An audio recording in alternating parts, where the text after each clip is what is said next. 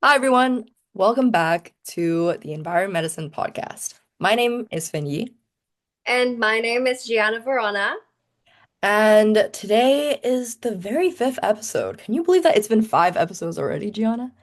I cannot believe it feels like we were only filming our first episode. I know, and these five episodes have been so fun. And Yeah. today we'll be talking about the future of food. More specifically, its production and its relevance in today's world.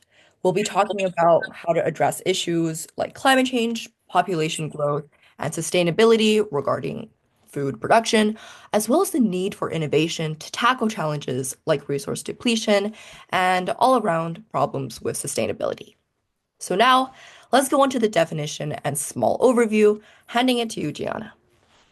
So recently, there have been numerous food production innovations. There have been new technologies and methods that have been developed that aim to create food more efficiently and sustainably. These innovations include everything from advanced agricultural practices to new food sources like lab-grown meat, which, although it has gained a few eyebrow raises here and there, it's still an innovation nonetheless. And next, relevance. As demand for food increases, these innovations are very important to make sure food security and reducing environmental impact are done in this new age of society.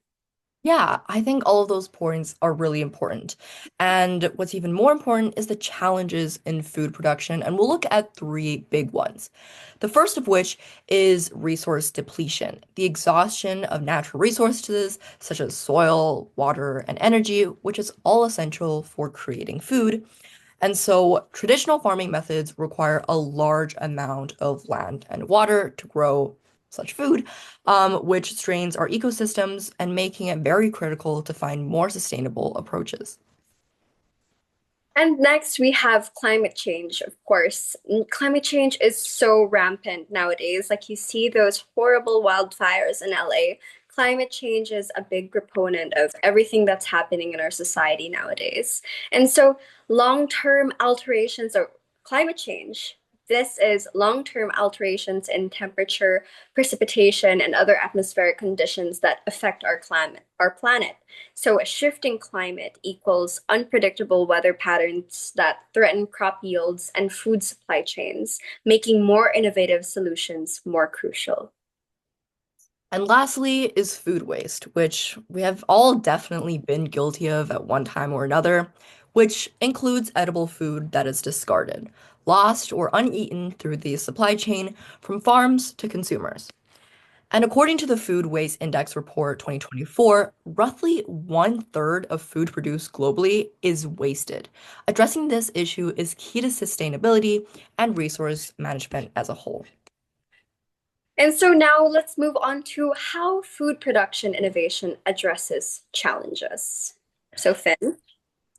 Thank you. We'll be looking at three big ones again. The first of which is vertical farming, which is a method of growing crops vertically in stacked layers or integrated into structures like warehouses using controlled environments. The relation to the main point of food production is the approach minimizes land use and drastically reduces water consumption because it's more efficient and more effective, using up to 98% less water than traditional farming methods. In addition, this also allows for local food production, cutting down transportation emissions and providing fresh produce in urban areas, which is not only better for the environment, but also more healthy to eat.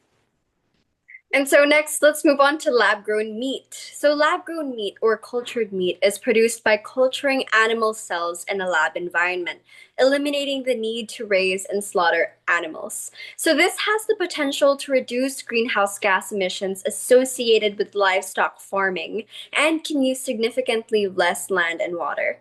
And it's a more ethical alternative, and it addresses both environmental and animal welfare concerns.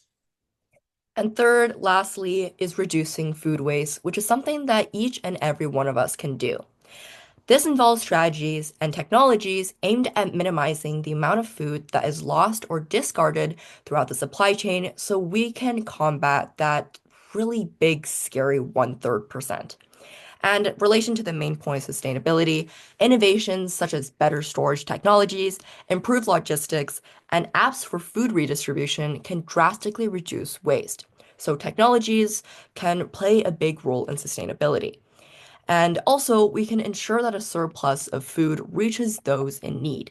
We can enhance food security and decrease the environmental burden of wasted food by simply being more aware of our individual actions, but also looking at it from a bigger perspective a bigger perspective, such as through technology. Now, let's look at some case studies. So for our first case study, we have vertical farming, also known as aerofarms. Aerofarms, Aerofarms is a leading vertical farming company based in Newark, New Jersey, utilizing aeroponic systems to grow greens without soil.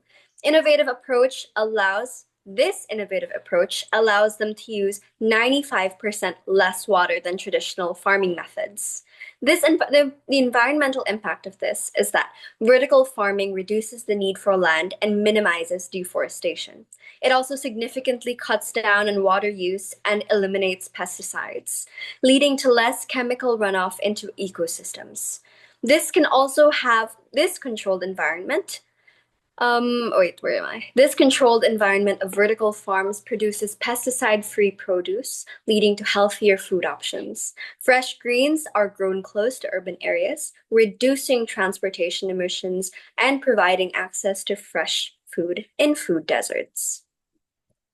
Second is lab-grown meat, also known as upside foods, which I think is a pretty fun name.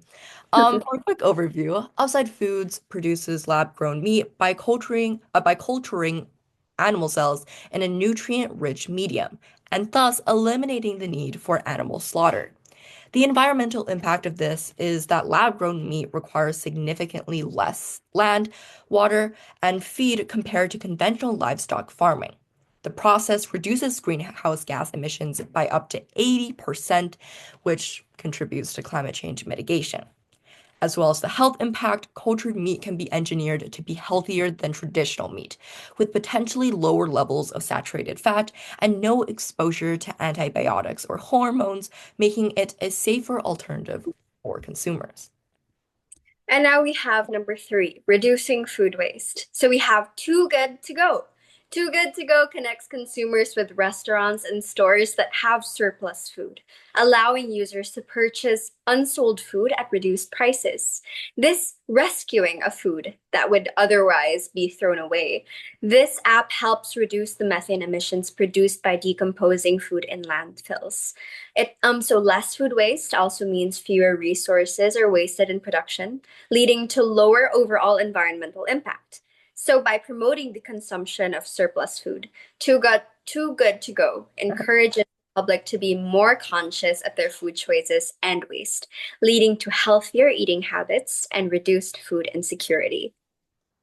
And although we've kind of touched it around throughout this episode, let's now specifically look at solutions and sustainable practices. The first is supporting innovative food.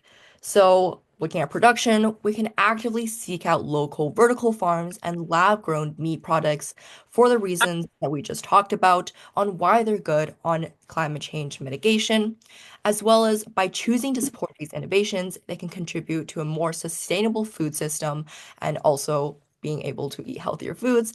And also, lastly, when looking at food, you can try to look for certifications that highlight sustainable practices, allowing us to make more informed choices for the environment and your body. And the second solution slash sustainable practice is reducing food waste at home because this is something that all of us might be guilty of every now and it's something that we can actively work towards. So practical tips include meal planning for overbuying.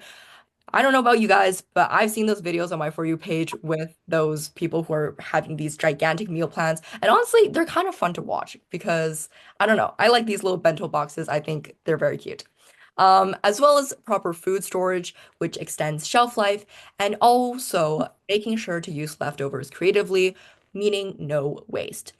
My mom used to always use leftover chicken bones for chicken bone broth, I think it's called. I don't know. But definitely one of my favorite soups ever because it just tastes so good and it's using leftovers from chicken bones that we would normally throw away anyways. And also, you know, a secret for those chefs, leftover rice makes the best fried rice. So, and lastly, with another tip with reducing food waste at home, community initiatives such as food redistribution programs, it can help connect surplus food for those in need, which not only reduces waste, but also supports food insecurity.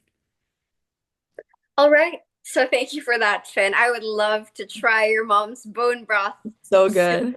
one day, Finn. One day, So one day. in conclusion, let's think about food waste for a bit. Let's think about food production in general, and let's really allow it to sink in that now we're not just thinking about plastic waste. We're not just thinking about organic waste. We're also thinking about food waste.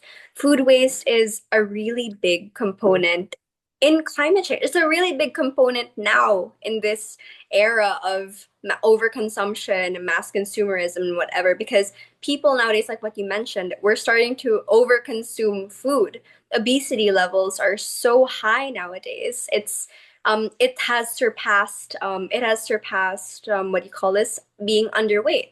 And Mhm. so we need to think about food waste as a whole and what we as consumers can do to combat it. Like what we mentioned earlier, we can try apps like Too Good To Go, where we can help restaurants avoid or lessen their food waste by purchasing surplus food that was left over.